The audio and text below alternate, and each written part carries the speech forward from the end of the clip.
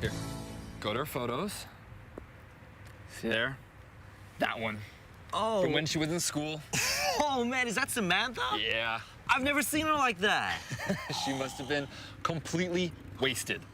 This is too good. Wait. There's more. Wait. One more. Oh, man. I'll send a link to Doug. The guys upstairs need to see this. Oh, yeah. Click. Share. Sweet. Here, check this out. Whoa, is that Samantha? Yeah, Mark just posted this. How did he get these? I don't know, but he's gonna be in big trouble when she finds out. She is gonna get a ton of comments. No kidding.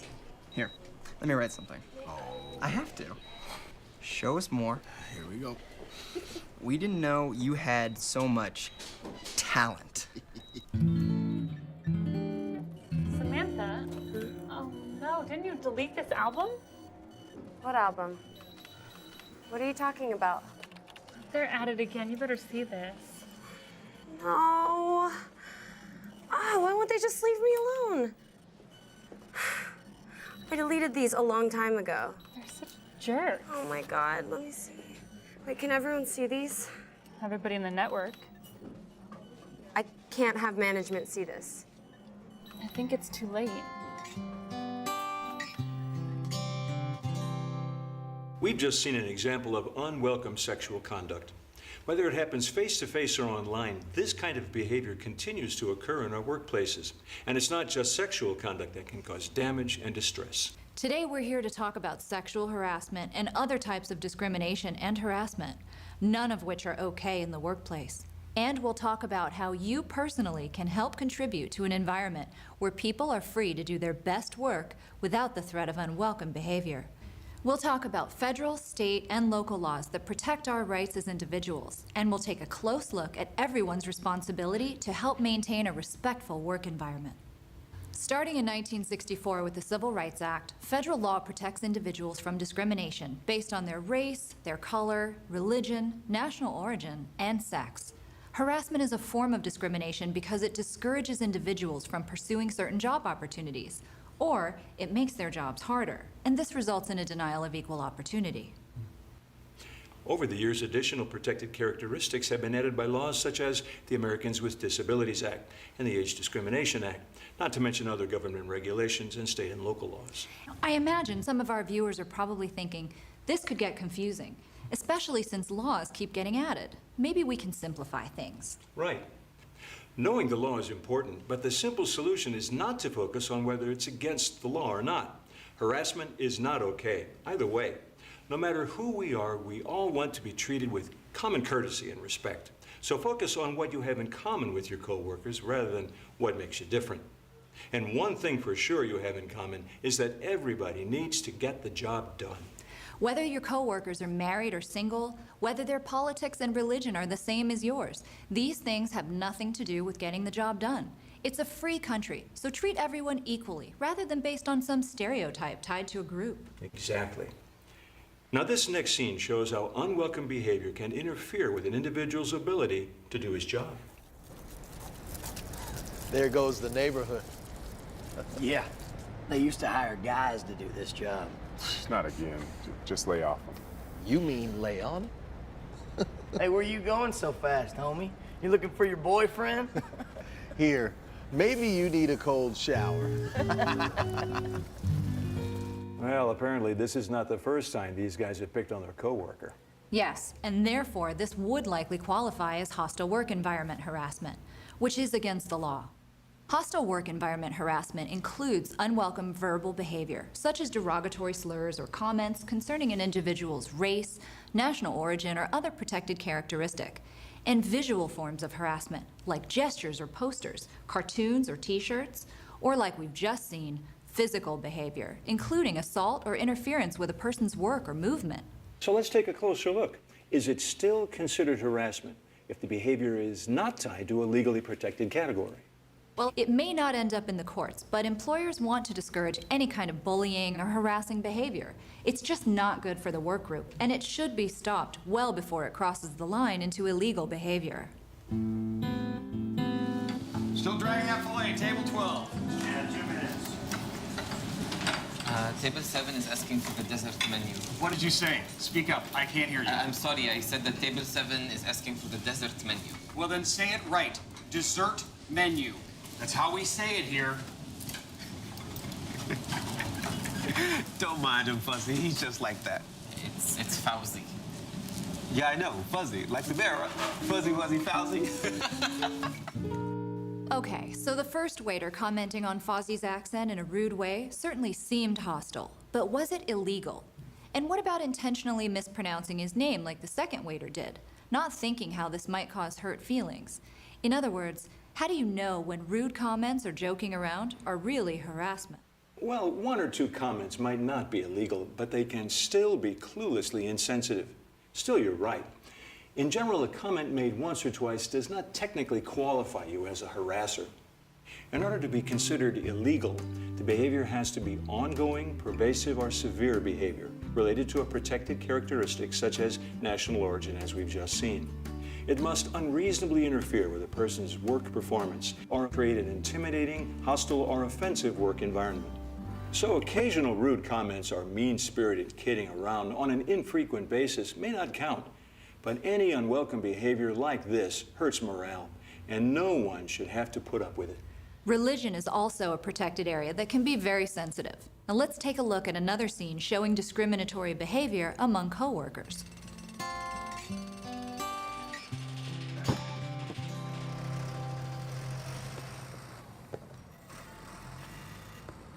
What's the deal with Isaac? What do you mean, what's the deal? I mean, why is he over there? I just got sick of it, and I told him he can't eat with us anymore. How come? Well, you know, all this praying and stuff. I mean, it isn't Thanksgiving, it's lunch. Give me a break. Well, wait a minute, aren't you religious too? Well, yeah, sure, but a normal religion. I mean, his religion doesn't even approve of what I eat.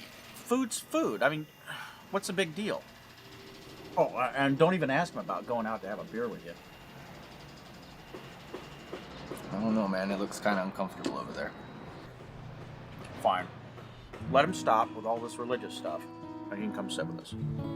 It's important to speak up and not go along with it if you feel a coworker is being picked on.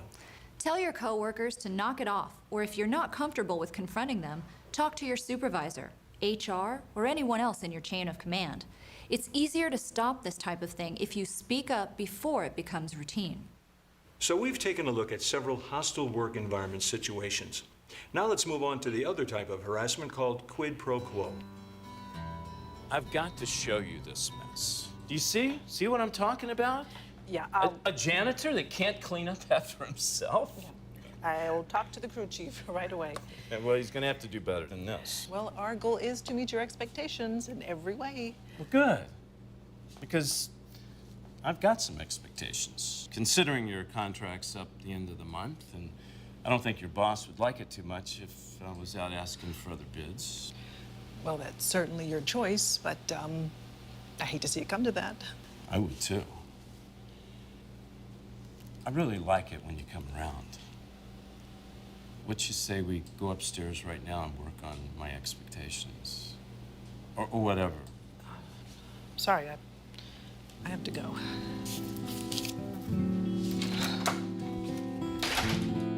Quid pro quo means this for that. It happens when a person in a position of power or authority pressures another with sexual demands in exchange for job benefits or job security.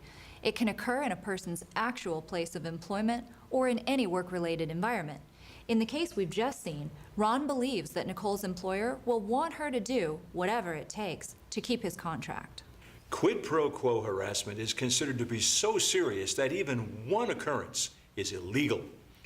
In the case we've just seen, Nicole's employer will certainly want to know what happens so steps can be taken to protect her from this illegal behavior. So now we've covered the two main categories of harassment, quid pro quo and hostile work environment. Now let's look into some of the finer points. The first questions we'll look at are these. Do you have to be directly involved in order to be the victim of harassment? And does the harm you cause have to be intentional in order for you to be the harasser?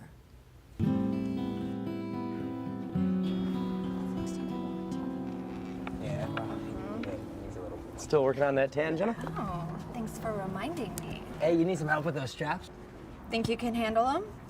Oh, yeah. Oh, you better let me. I'm an expert. So you say. Oh, I can show you a few moves. Here's a move for you. All right. But you don't know what you're missing. You don't know what you're missing. Unbelievable. You know what? It's ridiculous. I'm out of here. Let's go. Uh-oh. Now you got us in trouble with the grandmas. Maybe they'll make us go sit in the corner together. Hey, I've been bad. Conduct has to be unwelcome in order to qualify as unlawful harassment. Those who enjoy wearing provocative dress and participating in flirtatious behavior may find it welcome and have no basis for a claim. But if you participate in this kind of behavior, you have to be careful. Even if you do not intend to do harm, it can escalate and lead to even worse behavior.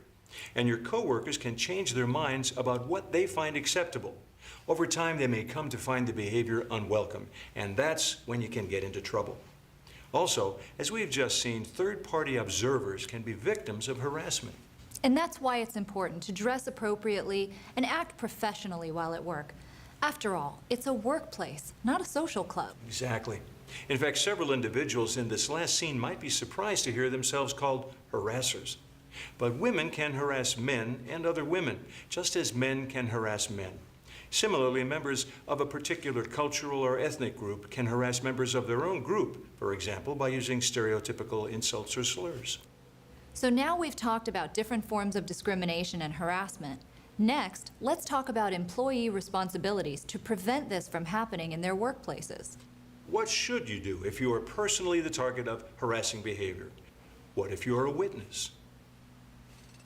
I'm gonna go talk to him, Jay. That's not comfortable. You should be at the table. Yeah, but Jay's over there. It's okay, I'll eat here. What? You can't eat at the table because Jay says so? He's full of it. I'm not looking for trouble. Listen, if he doesn't want to eat with the two of us, then he can eat. Come on. It'll be fine.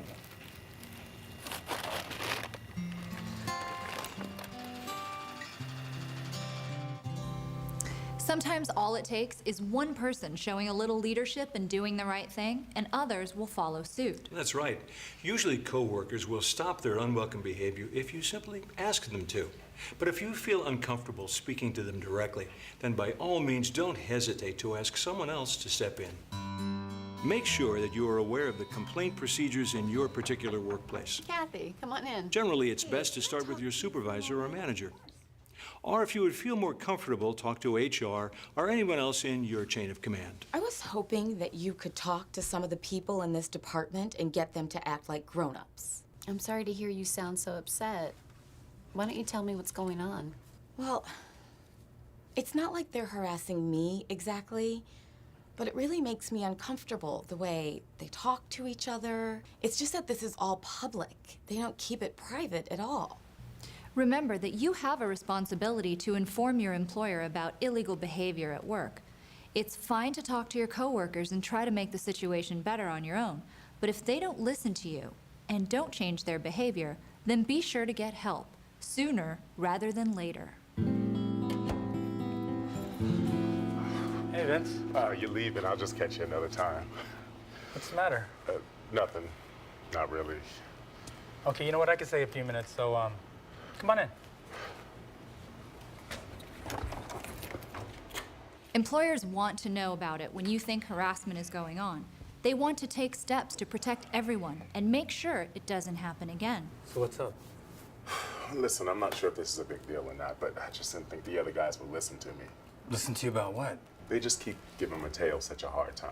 By getting help, you contribute to a more friendly and enjoyable workplace for you and for everybody else. But lately, they've just been pretty rough on him.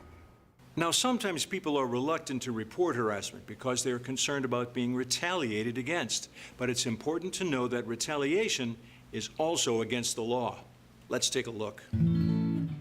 Well, just because some people like to throw their weight around, go running to the boss and make stuff up just to get everyone else in trouble. I mean, not everybody's a team player. And if you don't want to be a part of the team, fine. You're on your own. Good luck if you ever need help with anything. So what would you call this? Simply letting off steam? Would you go so far as to call this retaliation? Yes, absolutely. Behavior such as turning a cold shoulder, spreading rumors, or avoiding someone who refuses to go along with offensive behavior is definitely a form of retaliation. No matter what form it takes, retaliation is against the law. It discourages an employee's right to speak up. It also has a chilling effect on others who observe any negative consequences for speaking up and then become reluctant to do so themselves. Hey, you guys, thank you for coming today. I want you to listen closely because I want to be perfectly clear about this. Now, you've already had training on discrimination and harassment. You've also had training on retaliation. I want to remind you again that retaliation is against the law and it's against our policies. Now, after a complaint, I don't expect you to be best friends, but you do have to be cordial and polite. It's not okay to refuse to speak to each other or spread rumors or false accusations. Keep your focus on your work and keep your interactions neutral, civil, and job-related. And that means with everyone. You'd be surprised at how relationships can improve if you just start out by being courteous. We should mention here that legality is again only part of the picture. Even if it weren't against the law, retaliation should be stopped. It's a form of bullying, and it hurts people. And knowing that you will be protected from retaliation should make it easier for you to do your part in making your workplace better for everyone. That's right. It takes courage, but when you speak up or make a complaint, you're actually helping the people who caused the problem. Maybe they'll change their behavior before it leads to more serious problems, and potentially more serious discipline. And this gives your employer an opportunity to fix something they may not even know is occurring. How's it going? Okay. I think I have a solution. I'm giving Jack the 4th Street account. He can deal with Ron. Oh, wow. Thanks. That would be great. But does that mean? No decrease in your pay. You always wanted the West Side building, it's yours. I already let them know over there. Okay. Wow. Great. Closer to home, too. I'm glad you told me so I could do something about it. Yeah. Me too. Keep up the good work. I will. Now let's review what we've covered here today. The opportunities for bullying and harassment have unfortunately increased with the growth of social media. With the almost universal presence of cell phones, laptops, and other electronic devices, you need to think carefully about how certain activities that you participate in on your own time might spill over into your workplace. Harassment is a form of discrimination because it discourages protected groups from pursuing certain job opportunities or it makes their jobs harder. This results in a denial of equal opportunity. Don't participate in harassing behaviors or bring potentially offensive items into the workplace. If someone sends you an offensive email, don't forward it to anyone, even if you're pretty sure they'll like it. Emails, comments, and photos you post online can gain a life of their own and come back to haunt you. People are complicated, and workplace relationships can be complicated too, especially in today's more diverse workforce. But in spite of our differences, it's still possible to contribute to a work environment that is free from harassment, discrimination, and retaliation. This kind of workplace is more pleasant for everyone and ultimately makes your job easier and more enjoyable. Thanks for joining us. Take care.